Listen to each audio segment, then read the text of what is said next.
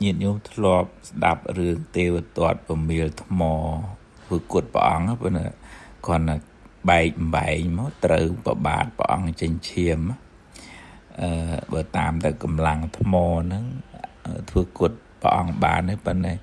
đời sao hiệp chi bộ phút mình miền na mùi ai vừa cột bàn á bên này bỏng có miền ba bạc cam đấy pi ở tây đại triệt nó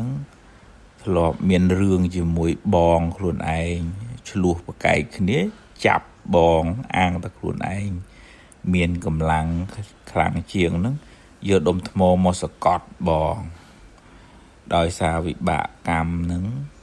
បងត្រូវធ្លាក់ទៅនរកច្រើនពាន់ឆ្នាំដល់ពេលចុងក្រោយត្រូវទេវទត្តរុញថ្មពមៀលថ្មមកត្រូវព្រះអង្គត្រូវប្របាទព្រះអង្គហ្នឹងហើយនឹងមួយទៀតធ្លាប់មានបាបកម្មក្នុងជាតិកំណើតផ្សេងទៀតឃើញព្រះបច្ចេកពុទ្ធនិមន្តដើរបិណ្ឌបាតតាមផ្លូវហ្នឹងពពោធិសត្វមិនដឹងបនបាបគុណទោសអីទេលេងក៏យកដុំថ្ម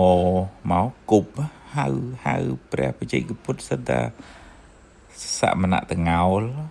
ហៅពាក្យមិនសមរម្យ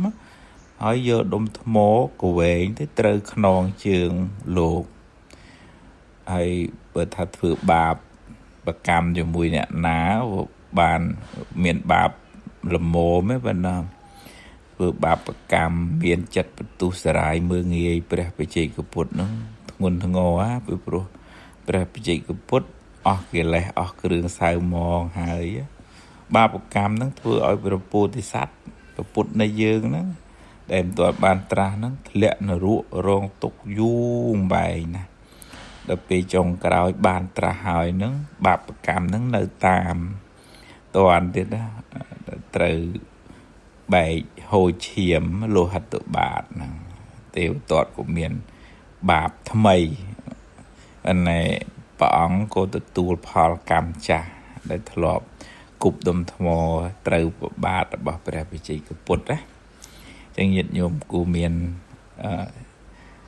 ហិរិអោតបៈខ្មាស់ខ្លាចបាបកុំឲ្យក្លាហានធ្វើអាក្រក់ពីព្រោះចុងក្រោយបាបនឹងវារត់មករយយើងវិញណាបង